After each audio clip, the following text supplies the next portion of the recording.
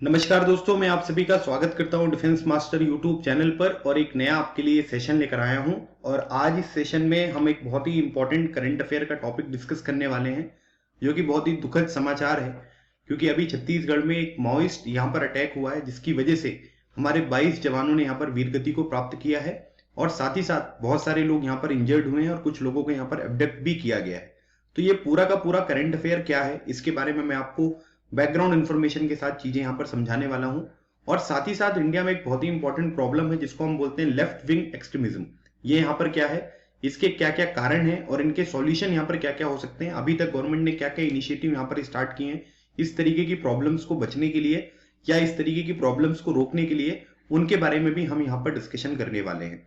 हम लोग यहाँ पर कुछ इंपॉर्टेंट चीजों के बारे में डिस्कशन करेंगे, जैसे कम्युनिज्म यहाँ पर क्या होता है, ठीक है, सोशलिज्म यहाँ पर क्या होता है, मार्क्स ने यहाँ पर क्या कहा था, लेनिन ने क्या कहा था, माओ जेडोंग जिनकी आइडियोलॉजी को यहाँ पर ये माओइस्ट जो होते हैं ये फॉलो करते हैं, इन्होंने अपनी बातों में क्या कहा था, इन सब चीजों के बारे में हम डिस्कशन करेंगे। और पूरी बैकग्राउंड इंफॉर्मेशन मैं आपको बताऊंगा लेफ्ट विंग एक्सट्रीमिज्म के बारे में, जो कि आपके नॉर्मल अवेयरनेस के लिए, जो लोग किसी एग्जामिनेशन की तैयारी नहीं कर रहे हैं लेकिन फिर भी वो इस तरीके से इन पर्टिकुलर टॉपिक्स को जानना चाहते हैं, ठीक है, उनके लिए भी बहुत ज्यादा ये इंपॉर्टेंट होने वाला है।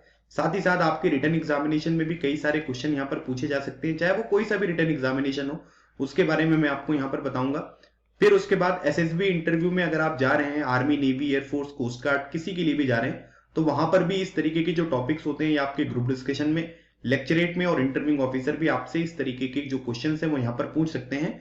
तो इस पूरी की पूरी इंफॉर्मेशन को, करंट अफेयर टॉपिक को बहुत ही स्टैटिक मैनर में मैं आपको प्रोवाइड करूंगा, ताकि आपकी जो प्रीवियस नॉलेज है वो भी यहाँ पर इनहेंस हो और साथ ही साथ जो अभी लेटेस्ट में करंट अफेयर हुआ है इसके बारे में भी आपको जानकारी अच्छी तरीके से जरूर मिले।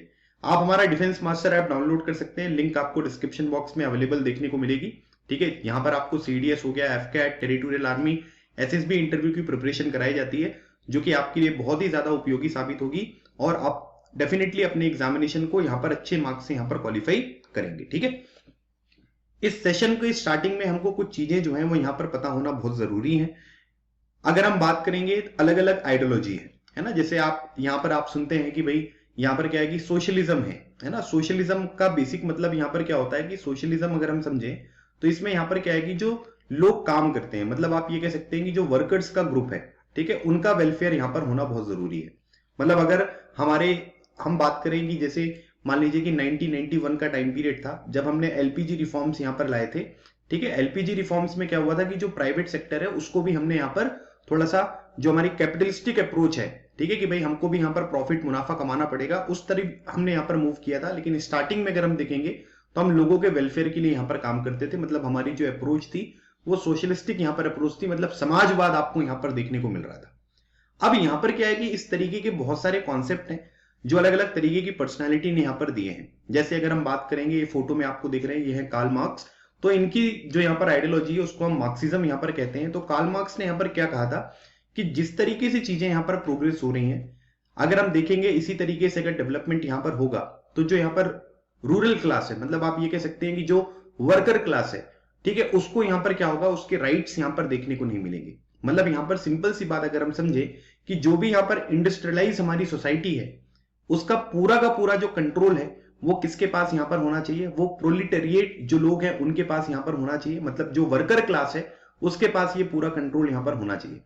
तो इन्होंने यहाँ पर ये एक बात बोली थी कि जब इन फ्यूचर आप यहाँ पर देखेंगे तो यहाँ पर क्या है कि जब यहाँ पर इंडस्ट्रियलाइज जो सोसाइटी है ना, जहां पर इंडस्ट्रीज बहुत ज्यादा डेवलप हो गई हैं, तो वहां पर क्या होगा कि जो वर्कर क्लास है और जो भी यहाँ पर हायर क्लास है उनके बीच में एक, आप ये कह सकते हैं कि एक क्रांति यहां पर आएगी, है ना। इनका मानना यह था कि भाई जो पूरी की पूरी पावर होनी चाहिए वो किसके हाथ में होनी चाहिए, जो लोग काम करते हैं, जो वर्कर क्लास है उसके पास पूरी की पूरी पावर यहां पर देखने को मिलनी चाहिए। कोई जो दूसरा पर्सन है उसके पास यहां पर पावर देखने को नहीं मिलनी चाहिए। जितने लोग काम कर रहे हैं, है ना, उस पर्टिकुलर रीजन के डेवलपमेंट के लिए, उस पर्टिकुलर इंडस्ट्रीज के डेवलपमेंट के लिए, वो सारे के सारे लोगों के पास यहां पर अधिकार, उन सारे के सारे लोगों के पास पावर यहां पर होनी चाहिए। इस तरीके की बात इन्होंने यहां पर बोली।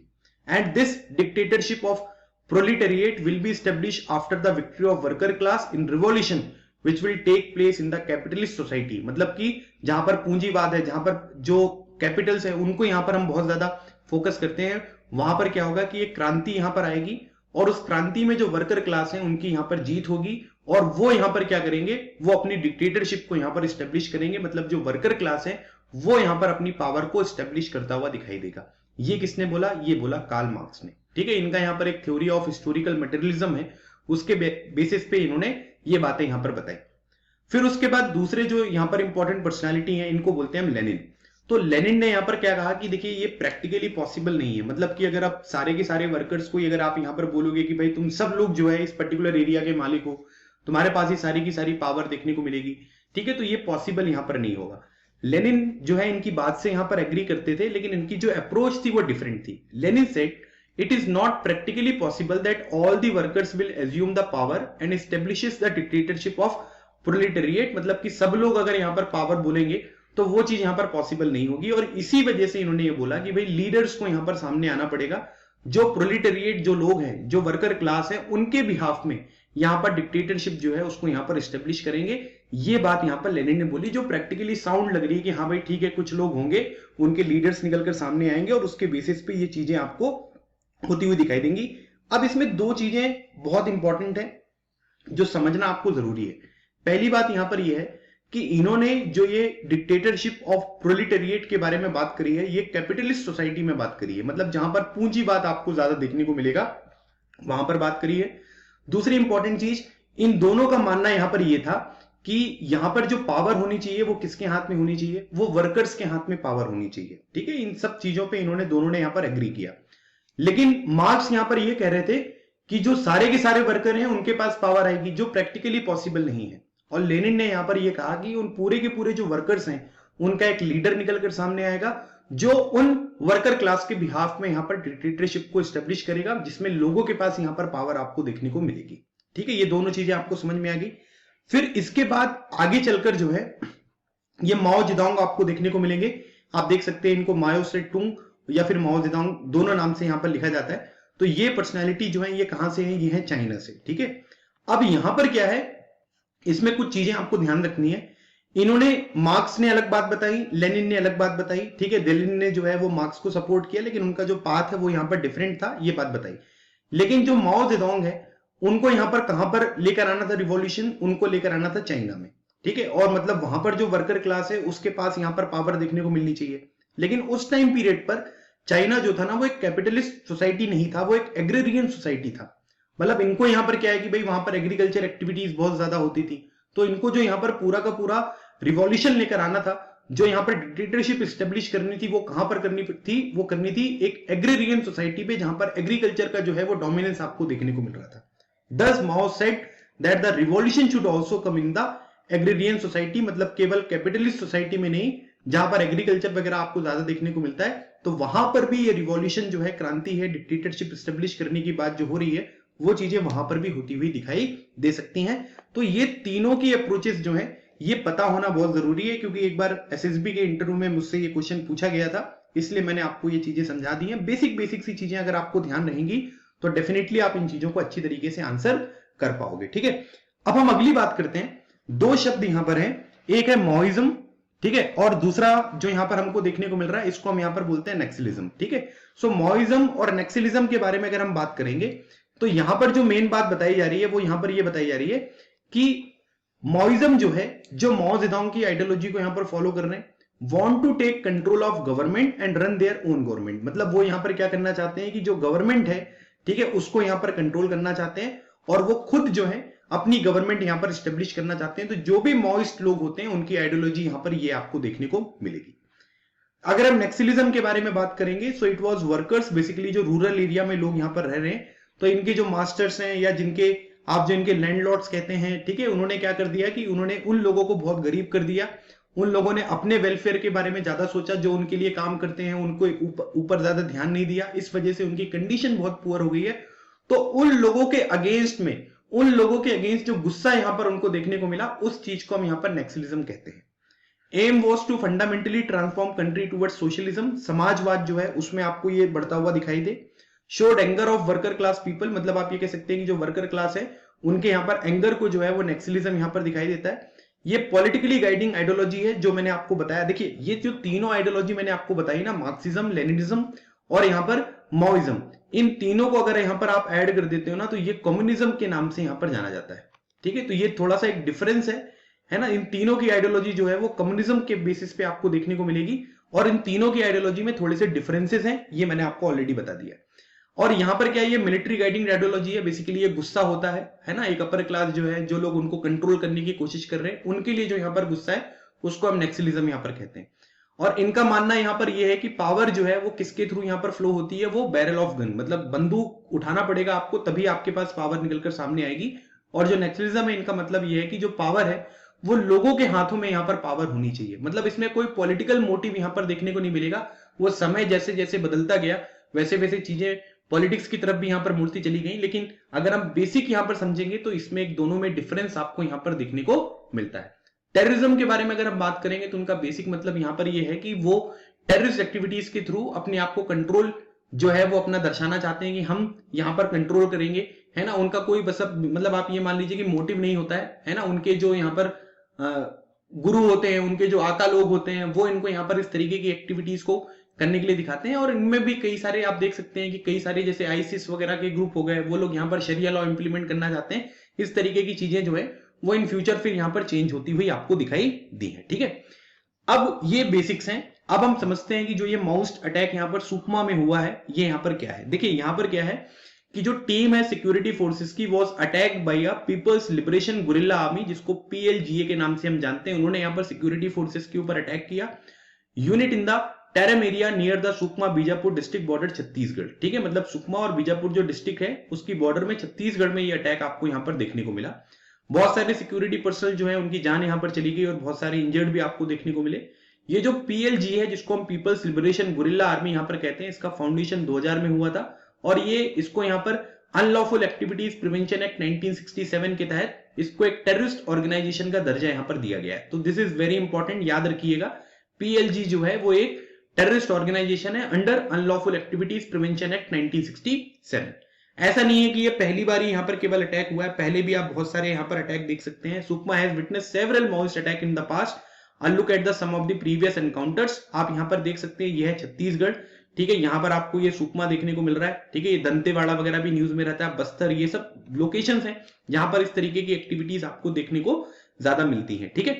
फिर उसके बाद यहाँ पर बोला जा रहा है कि मार्च 23-21 में भी देख सकते हैं 5 DRG personnel of the Chhattisgarh police killed after their bus is blown up by the powerful bomb in the Narayanpur district. फिर 2020 में आप देख सकते हैं कि sub inspector of Chhattisgarh police killed in the encounter with the Maoist, ठीक है, इन राजनंदनगांव। फिर उसके बाद 22 मार्च को भी यहां पर हुआ 17 members of a police petrol killed in an ambush in the Sukma. 27 अक्टूबर 2018 को भी 4 जो सीआरपीएफ के पर्सनल हैं उनको यहां पर मार दिया गया। फिर उसके बाद 11 मार्च 2017 को 12 CRPF personal killed in an ambush in the Sukma district. मतलब आप ये देख सकते हैं कि 2017, 18, 20 उससे पहले भी कई सारी की एक्टिविटीज हैं जो आपको सुकमा इंडिविजुअल जगह पे आपको यहां पर देखने को मिलती है, जहां पर ये टेररिस्ट एक्टिविटीज जो हैं वो आपको देखने को मिल रही हैं, जिसमें बहुत सारे हमारे जो जवान हैं उनकी यहां पर जान जाती हुई आपको दिखाई दी। अगर हम सुकमा डिस्ट्रिक्ट के बारे में बात करेंगे तो ये सदर्न टिप ऑफ जो स्टेट है छत्तीसगढ़ का, वहां पर ये लोकेटेड है ना। और आप यहां पर ये कह सकते हैं कि दंतेवाड़ा जो डिस्ट्रिक्ट है उससे 2012 में इसको अलग करके सुकमा को एक अलग डिस्ट्रिक्ट यहां पर बनाया गया था। यहां पर आप कह सकते हैं कि सेमी ट्रॉपिकल फॉरेस्ट है, और यहां पर कह सकते हैं कि यहां पर एक बहुत ही इंपॉर्टेंट ट्राइब रहती है जिसको हम यहां पर कहते हैं गोंड। तो गोंड ट्राइब जो है वो सुकमा डिस्ट्रिक्ट में सबसे ज्यादा मेजोरिटी में आपको देखने को मिलेगी। यहां से एक बहुत ही मेजर रिवर है जो फ्लो करती है, जिसको हम बोलते हैं सबरी रिवर, जो कि गोदावरी रिवर की ट्रिब्यूटरी है। इसके ऊपर आपसे एग्जामिनेशन में क्वेश्चन बन सकता है। कई डिकेड से अगर हम देखेंगे तो this region has become a fostering ground for left wing extremism activities, जिसको हम LWE के नाम से जानते हैं। मतलब इस तरीके की जो मॉइस्ट एक्टिविटीज हैं उनको हम LWE के नाम से यहां पर जानते हैं। तो यहां पर बहुत समय से जो चीजें हैं वो पनप रही हैं और बहुत स्पीड में यहां पर आपको आगे बढ़ती हुई दिखाई दे रही है। यहाँ का जो टेरेन है वो बहुत ही अनइवन है और ट्रिकी ज्योग्राफिक लोकेशन है, जिसकी वजह से आप ये कह सकते हैं कि जो भी LWE एक्टिविटीज होती हैं, लेफ्ट विंग एक्सट्रीमिज्म एक्टिविटीज होती हैं, वो छुप के बहुत आसानी से यहां पर आगे बढ़ती हुई आपको दिखाई दी। तो ये सुकमा के बारे में थोड़ी सी इंफॉर्मेशन है। अगर हम बात करेंगे left wing extremism in India के बारे में, तो अगर हम यहां पर इसको समझें तो ये चीजें होती क्या हैं। देखिए, लेफ्ट विंग जो एक्सट्रीमिस्ट हैं popularly known as Maoist world wide and as Naxalite in India. तो यहां पर क्या है कि वर्ल्ड वाइड इसको मॉइस्ट के नाम से भी जाना जाता है, और जो नक्सलाइट्स हैं उनको हम भारत में उस नाम से यहां पर जानते हैं। जो टर्म यहां पर नक्सलिज्म आपको देखने को मिल रहा है, ये वेस्ट बंगाल में एक नक्सलबारी विलेज है वहां से ये नाम आपको नक्सलिज्म जो है वो देखने को मिल रहा है। It originated as a rebel against the local landlords who best peasant over a land dispute. मतलब आप ये कह सकते हैं कि लैंड डिस्प्यूट जो यहाँ पर देखने को मिले, जिसके बारे में मैंने अभी आपसे पहले डिस्कस किया, उस वजह से यहाँ पर ये चीजें निकलकर सामने आई। ये जो रिबेल था ये 1967 में आपको इनिशिएट होता हुआ दिखाई दिया कि भाई with an objective of rightful redistribution of the land, जो लैंड है उनका सही तरीके से रीडिस्ट्रीब्यूशन होना चाहिए ताकि जो गरीब लोग हैं वहां पर उनको भी सही तरीके से काम मिले, जो पीजेंट्स अलग अलग लीडरशिप में यहाँ पर काम करते हुए दिखाई दे रहे हैं उनको भी सही तरीके से चीजें यहाँ पर देखने को मिले। तो आप ये कह सकते हैं कि ये जो रिबेल यहाँ पर स्टार्ट हुआ था ये किसकी अध्यक्षता में, किसकी लीडरशिप में स्टार्ट हुआ था? ये कानू सन्याल और जगन संथल जो है इनकी लीडरशिप में यहाँ पर ये स्टार्ट होता हुआ दिखाई दिया। वेरी इंपॉर्टेंट क्वेश्चन जो आपके एग्जामिनेशन में बन सकता है। The movement has spread across the eastern India in the less developed areas of state, जैसे छत्तीसगढ़ हो गया, उड़ीसा हो गया, आंध्र प्रदेश हो गया, इन सब जगह पर आप ये कह सकते हैं कि ये मूवमेंट जो है वो बहुत तेजी से आपको बढ़ता हुआ दिखाई दिया। It is considered that Naxal support moist political sentiments and ideology. मतलब आप ये कह सकते हैं कि जो मॉइज्म की पॉलिटिकल सेंटिमेंट्स हैं, जो उनकी आइडियोलॉजी है, उसको नक्सल्स यहाँ पर जो है वो क्या करते हैं, वो सपोर्ट करते हुए दिखाई देते हैं। और मॉइज्म जो है वो एक तरीके की कम्युनिज्म आइडियोलॉजी है यहाँ पर, जिसको जो माओ जेडोंग है उनके द्वारा यहाँ पर डेवलप किया गया था। It is a doctrine to capture state power through a combination of armed insurgency, mass mobilization and strategic alliances। मतलब इनका कहना यह है कि हमको क्या करना है कि अपनी खुद की गवर्नमेंट यहाँ पर रन करनी है, अपने हाथ में यहाँ पर पावर लेनी है, ताकि हम अलग अलग तरीके की जो भी यहाँ पर विश है लोगों की वो फुलफिल यहाँ पर कर सकें। दूसरी इंपॉर्टेंट चीज यहाँ पर आपको ये ध्यान रखना है कि ये जो पूरा का पूरा बात है, ठीक है, आप यहाँ पर ये कह सकते हैं कि ये जो इंसर्जेंसी है, ठीक है, इसके तहत मास मोबिलाइजेशन, ज्यादा से ज्यादा लोगों को यहाँ पर इंक्लूड किया जाए और जो स्ट्रेटेजिक अलायंसेस होते हैं उनके तहत यहाँ पर ये चीजें कवर करी जाए। ठीक है, तो ये सब चीजें जो है वो आपको यहाँ पर ध्यान रखनी है और इस वजह से ये चीजें आगे बढ़ती हुई दिखाई देती हैं। अच्छा, ये जो लेफ्ट विंग एक्सट्रीमिज्म है जिसमें लोग इस तरीके की बात कर रहे हैं, तो इसका रीजन क्या है? तो इसके रीजन के बारे में अगर हम बात करेंगे तो पहला जो इंपॉर्टेंट रीजन है उसको बोलते हैं ट्राइबल डिस्कंटेंट। ठीक है, मतलब कि अगर आप फॉरेस्ट कंजर्वेशन एक्ट 1980 के बारे में बात करिए, has been used to target tribals who depend on the forest produce for their living being। जो जंगलों में यहाँ पर रह रहे हैं उनकी जो रोजी रोटी है वो कहां से निकलकर सामने आएगी? वो फॉरेस्ट वाली जो चीजें हैं उससे निकलकर आएंगी।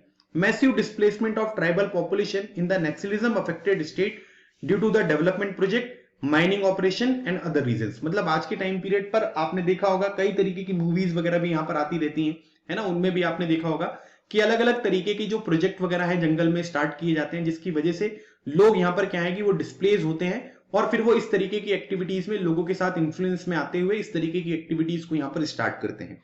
फिर उसके बाद बात करते हैं इजी टारगेट फॉर मॉइस्ट।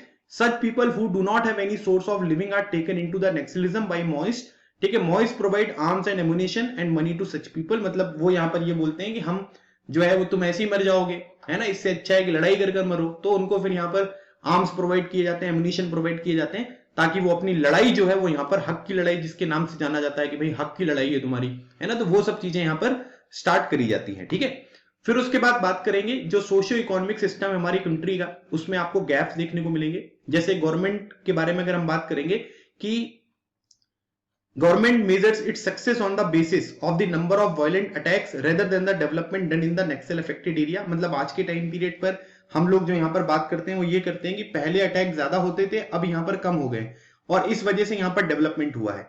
लेकिन हमें यहाँ पर जो है जो इंफ्रास्ट्रक्चर डेवलप करना है उन सब चीजों के बेसिस पे देखना चाहिए कि जो नक्सल अफेक्टेड एरियाज है वहां पर कितनी डेवलपमेंट आपको देखने को मिल रही है। अगर हम बात करें तो जो टेक्निकल इंटेलिजेंस है, ताकि हम यहाँ पर जो नक्सलाइट है, मॉइस्ट है, उनके साथ यहाँ पर लड़ाई कर सकें, वो चीजें भी आपको कहीं ना कहीं एब्सेंट यहाँ पर देखने को मिलेगी। Infrastructural problems, for instance some villages are not yet connected properly with any communication network. वहां के लोगों को कम्युनिकेशन के बारे में कोई जानकारी नहीं है, तो वो चीजों के बारे में लोगों को कैसे अवेयर करेंगे? कोई सोर्स अगर आप बनाओगे तो वो आपको कैसे प्रोवाइड करेंगे? तो इन सब चीजों के लिए हमें थोड़ा सा इंफ्रास्ट्रक्चरल जो डेवलपमेंट है वो भी यहाँ पर करने की बहुत जरूरत है।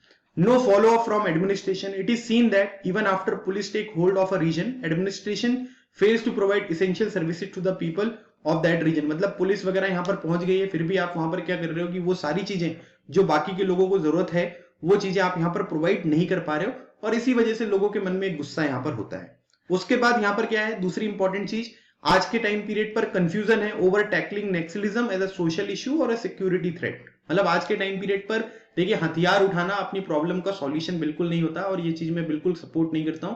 आप लोगों का यहाँ पर क्या मानना है, आप लोग भी कमेंट सेक्शन में यहाँ पर बता सकते हैं। लेकिन सबसे इंपॉर्टेंट बात यहाँ पर ये है कि कहीं ना कहीं वो लोग जो हैं, जो इस तरीके के काम करने के लिए कन्विंस यहाँ पर हो जाते हैं दूसरे के कहने पर, कहीं ना कहीं उनको डेवलपमेंट का कोई रास्ता यहाँ पर देखने को नहीं मिल रहा है। तो अगर आप यहाँ पर एक सोशल इश्यू मानकर इस प्रॉब्लम को सॉल्व करेंगे, प्लस जो लोग यहाँ पर गलत काम कर रहे हैं उनको भी टारगेट करोगे, तब इस चीज का सही तरीके से सॉल्यूशन जो है वो यहाँ पर निकलता हुआ दिखाई देगा। क्योंकि कई सारे लोग इसकी भी यहाँ पर बात करते रहते हैं कि भाई ये जो है वो एक सोशल इश्यू है ना, और कई सारे लोग बोलते हैं कि ये एक सिक्योरिटी थ्रेट है।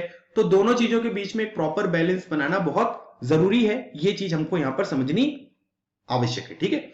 फिर अगली बात अगर हम बात करेंगे, सो ग्रे मतलब आप ये कह सकते हैं कि गवर्नमेंट ने कौन कौन से इनिशिएटिव यहाँ पर लिए हैं, ठीक है, ताकि लेफ्ट विंग जो एक्सट्रीमिज्म है इसको थोड़ा सा कंट्रोल यहाँ पर किया जा सके। सो 1989 में एक यहाँ पर फोर्सेस जो है उनको यहाँ पर इस्टेब्लिश किया गया, रेस करी गई, जिसको हम ग्रे हाउंड्स के नाम से यहाँ पर जानते हैं। ये एक एंटी यहाँ पर नक्सल फोर्स है जो इस पर्टिकुलर पर्पस के लिए काम करती है कि भाई इस तरीके की कोई एक्टिविटीज अगर हो तो उनको यहाँ पर कंट्रोल किया जाए। एक ऑपरेशन यहाँ पर स्टार्ट किया गया था 2009-2010 में, जिसको बोलते हैं ऑपरेशन ग्रीन हंट, ठीक है। And massive deployment of security forces was done in the Naxal affected areas, मतलब जहां पर नक्सलिज्म आपको बहुत ज्यादा देखने को मिल रहा है, तो वहां पर क्या है, उन्होंने बहुत सारी फोर्सेस वगैरह जो हैं वो यहाँ पर क्या कर दी हैं, वो डिप्लॉय कर दी हैं। फिर उसके बाद लेफ्ट विंग एक्सट्रीमिस्ट जो यहाँ पर मोबाइल टावर प्रोजेक्ट है to improve mobile connectivity in the left wing extremism areas, the government in 2014 approved installation of mobile towers in LWE affected states, मतलब कम्युनिकेशन को इंप्रूव करने के लिए यहां पर क्या हुआ कि अलग अलग तरीके की जो प्रोजेक्ट है कनेक्टिविटी को बढ़ाने के लिए मोबाइल टावर्स वगैरह जो है वो भी इंस्टॉल करना यहां पर सरकार ने स्टार्ट कर दिया। एस्पिरेशनल डिस्ट्रिक्ट प्रोग्राम्स यहां पर चलाए गए जो कि 2018 में स्टार्ट हुए। इसका बेसिकली एम यहां पर यह था कि हम डिस्ट्रिक्ट्स को ट्रांसफॉर्म करेंगे और shown relatively laser progress in the key social areas, मतलब हमने चीजें स्टार्ट कर दी हैं लेकिन ग्राउंड लेवल पर उसकी इंप्लीमेंटेशन यहां पर कितनी होती है वो चीजें बहुत जरूरी है। तो एस्पिरेशनल डिस्ट्रिक्ट प्रोग्राम्स में हमने बहुत कम चीजें जो है वो यहाँ पर अचीव करी हैं। एक पर्टिकुलर इनिशिएटिव यहाँ पर स्टार्ट किया जिसको बोलते हैं समाधान। समाधान में हर एक जो यहाँ पर लेटर लिखे हैं इसका यहाँ पर क्या है कि फुल फॉर्म है। एस मतलब हो गया स्मार्ट लीडरशिप, है ना। ए मतलब हो गया एग्रेसिव स्ट्रेटेजी इस प्रॉब्लम को सॉल्व करने के लिए, motivation and training, actionable intelligence ताकि एक्शन प्रॉपर लिए जा सके, डैशबोर्ड है आपके, है ना, dashboard base KPIs and KRAs, मतलब कि जो की परफॉर्मिंग इंडिकेटर्स होते हैं, की रिजल्ट एरियाज होते हैं, है ना, उनका पूरा एक रिकॉर्ड यहाँ पर मेंटेन किया जाए और टेक्नोलॉजी जो नई नई यहाँ पर होती है उसको यूज में लाया जाए। Action plan for each theatre, जो थिएटर यहाँ पर डेवलप करी गई है ना, ताकि इस तरीके की एक्टिविटीज को थोड़ा सा मिनिमाइज किया जा सके, उसके लिए एक्शन प्लान होना बहुत जरूरी है। और उनको फाइनेंसिंग यहाँ पर नहीं मिलना चाहिए, क्योंकि आज के टाइम पीरियड पर अगर उनकी स्थिति इतनी गंभीर हो गई है तो आज के टाइम पर कहीं ना कहीं से तो कुछ ना कुछ फाइनेंसिंग उनको यहाँ पर मिल रही है, जिसकी वजह से वो नए नए तरीके की जो इक्विपमेंट्स है, नए नए तरीके के आर्म्स एम्यूनिशन यहाँ पर परचेस कर रहे हैं। तो वो चीजें हमें इंश्योर करनी पड़ेगी कि वो चीजों का एक्सेस उनको यहाँ पर ना मिले। This doctrine is the one stop solution for the LWE program problem, मतलब आप ये कह सकते हैं कि अगर आप इसको सही तरीके से इंप्लीमेंट करते हैं तो डेफिनेटली यहाँ पर चीजें जो है वो आपको काम करती हुई दिखाई देंगी। It encompasses the entire strategy of the government from short-term policy to long-term policy formulated at different levels, मतलब अलग अलग लेवल पर जो चीजें यहाँ पर बनाई गई हैं, समझाई गई हैं, उसके बेसिस पे ये पॉइंट्स आपको यहाँ पर बताए गए हैं। अगर हम बात करेंगे इंडिया का जो मोस्ट मॉइस्ट कॉन्फ्लिक्ट यहाँ पर एरिया है उसके बारे में देखेंगे तो हाईली अफेक्टेड जो रीजन है वो आपको दो देखने को मिल रहा है, एक तो झारखंड है और एक छत्तीसगढ़ है, जहां पर ये सारी चीजें आपको ज्यादा देखने को मिलती हैं। मॉडरेटली अफेक्टेड में भी आप देख सकते हो तेलंगाना वाला रीजन हो गया, उड़ीसा वाला रीजन हो गया, बिहार वाला रीजन हो गया, ये सारी चीजें जो है ये मॉडरेटली अफेक्टेड है। और थोड़े बहुत जो रीजन है वो तमिलनाडु, महाराष्ट्र वगैरह में भी आपको यहाँ पर देखने को मिलते हैं। अच्छा, जहां पर इस तरीके की एक्टिविटीज होती है ना उनको रेड कॉरिडोर के नाम से जानते हैं, ठीक है। तो रेड कॉरिडोर में आप देख सकते हैं new areas of moist expansion, ठीक है, आसाम वगैरह में भी आपको देखने को मिल रहा है। फिर उसके बाद हाईली अफेक्टेड एरियाज में छत्तीसगढ़, झारखंड, है ना, बिहार, ये सब आपको देखने को मिल रहे हैं। फिर मॉडरेटली अफेक्टेड में आपको ये आंध्र प्रदेश वगैरह वाले जो रीजन है ये यहाँ पर देखने को मिल रहे हैं। और लीस्ट अफेक्टेड जो है उसमें आप यहाँ पर ये कह सकते हैं कि जो बाकी एरिया है उड़ीसा वगैरह हो गया, यहाँ पर ये सारे के सारे एरियाज आपको देखने को मिलते हैं, ठीक है। अच्छा, एक इंपॉर्टेंट बात यहाँ पर ये डिस्क्लेमर है बेसिकली, देखिए ये जो इमेज यहाँ पर यूज करी गई है, ठीक है, ये इमेज में क्या है कि ये बहुत पुरानी इमेज है जो इंटरनेट पर अवेलेबल है, उसके बेसिस पे मैंने आपको प्रोवाइड करी है। तो आप इसको इस तरीके से मत देखिएगा कि इंडिया का जो मैप है वो यहाँ पर क्या है दूसरा है। बिल्कुल मैं मानता हूं कि हमने पाकिस्तान ऑक्यूपाइड कश्मीर, अक्साई चीन, है ना, ये सब हमारा पार्ट है, हम इसको अपने मैप पे शो करते हैं, बट फॉर बेटर प्रेजेंटेशन मैंने ये पिक्चर यहाँ पर यूज करी है, तो इस बात को आप थोड़ा सा ध्यान रखिएगा, बिल्कुल भी इससे आप ऑफेंडेड यहाँ पर फील मत करिएगा, ठीक है। अब इसके वे फॉरवर्ड के बारे में अगर हम बात करें कि जो यहाँ पर ये अटैक होते रहते हैं, इनको किस तरीके से हम यहाँ पर सॉल्व कर सकते हैं. So though the number of incidents of LWE violence has come down in the recent past, continued efforts and focus are needed in eliminating such groups. लेकिन अभी भी चीजें जो है, क्योंकि ये एक आइडियोलॉजी है और आइडियोलॉजी कभी समाप्त यहाँ पर नहीं होगी, तो इसमें क्या है कि हमको मॉनिटरिंग कंटिन्यू यहाँ पर करनी पड़ेगी, अपने एफर्ट्स यहाँ पर दिखाने पड़ेंगे, तभी हम इन चीजों को एलिमिनेट यहाँ पर कर पाएंगे. ठीक है. गवर्नमेंट को दो चीजें यहां पर इंश्योर करने की जरूरत है, security of the peace loving people and the development of the Naxalism affected regions. ठीक है. मतलब आप ये कह सकते हैं कि लोग जो हैं, उनकी जो लोग शांति यहां पर पसंद करते हैं, उनकी सुरक्षा, और जहां पर ये नक्सलिज्म वगैरह, माओइज्म वगैरह बहुत ज्यादा आपको देखने को मिलता है, उन पर्टिकुलर रीजन का डेवलपमेंट बहुत जरूरी है. सेंटर और स्टेट को यहां पर साथ में काम करना पड़ेगा ताकि डेवलपमेंट और सिक्योरिटी को इंश्योर किया जा सके. Both where centre should play a supportive role with the state police forces taking the lead. मतलब आप यहां पर ये कह सकते हैं कि जो भी पुलिस लेवल पे काम कर रहे हैं, ठीक है, उन सभी लोगों को यहां पर सेंटर को पूरी तरीके से सपोर्ट करने की यहां पर आवश्यकता है. उसके बाद यहां पर क्या है कि टेक्नोलॉजिकल सॉल्यूशंस हमको यहां पर लेकर आने पड़ेंगे, जैसे ड्रोन्स वगैरह का यूज करिए, ताकि आप ये कह सकते हैं कि जो सिक्योरिटी पर्सनल है, उनकी जो लॉस हम यहां पर रेगुलर इंटरवल पे यहां पर देखते रहते हैं, वो चीजें यहां पर कम हो सके. दूसरी इंपॉर्टेंट चीज यहां पर ये है कि अगर गलतियां हुई हैं तो उनको एक्सेप्ट करना बहुत जरूरी है ना. हम देखते हैं कि कई सारे जो रिस्पॉन्सिबल यहाँ पर अथॉरिटी है, उनके द्वारा सही तरीके से स्टेटमेंट यहाँ पर नहीं लिया जाता. मतलब आप यहाँ पर ये कह सकते हैं कि बहुत सारे लोग हैं जो अलग अलग तरीके की स्टेटमेंट देते हैं, और जो गलत चीजें हैं, जो यहाँ पर हिंसक चीजें हो रही हैं, उनको सपोर्ट करते हुए दिखाई देते हैं. ये सब चीजें गलत हैं, क्योंकि अगर कोई भी प्रॉब्लम है, उसका सॉल्यूशन जो है वो कभी भी आतंक की जो गतिविधियां यहाँ पर होती हैं, वो यहाँ पर नहीं हो सकती हैं. अगर इस तरीके से आप यहाँ पर बंदूक उठाकर ये चाहते हो कि भाई बंदूक से पावर निकलेगी, बंदूक से हम चीजों का सॉल्यूशन निकालेंगे, तो ये सब चीजें बिल्कुल भी एक्सेप्टेबल यहाँ पर नहीं होगी. क्योंकि जितने लोगों की यहाँ पर जान गई है, वो केवल उतने लोगों की जान नहीं गई है, उतने परिवार में वो सिंगल सोर्स ऑफ इनकम थे, जिसकी वजह से उनका परिवार यहाँ पर समाप्त हो गया. तो इस तरीके के जो लॉस है, ठीक है, वो बिल्कुल भी एक्सेप्टेबल यहाँ पर नहीं होंगे. ये मेरा ओपिनियन है. आप लोग इसके बारे में क्या सोचते हैं? आप लोग भी अपनी बातें कमेंट सेक्शन में लिख सकते हैं. ठीक है. तो गाइज, ये था आज का हमारा सेशन. आई होप आपको ये सेशन अच्छा लगा होगा, और जो भी चीजें मैंने यहाँ पर आपके साथ डिस्कस करी है, वो आपको अच्छी तरीके से समझ में आई होंगी, और ये पूरा का पूरा जो टॉपिक मैंने आपको यहाँ पर पढ़ाया है, ये आपको अच्छी तरीके से क्लियर हो गया होगा. और इसके बारे में अगर आपसे कोई भी कुछ भी क्वेश्चन अब पूछेगा, तो आप उसको बहुत आसानी से यहाँ पर आंसर कर पाएंगे. मिलते हैं हमारे नेक्स्ट सेशन में. तब तक keep smiling and keep preparing. लगे रहो, एग्जाम क्लियर करो. Thank you so much. जय हिंद.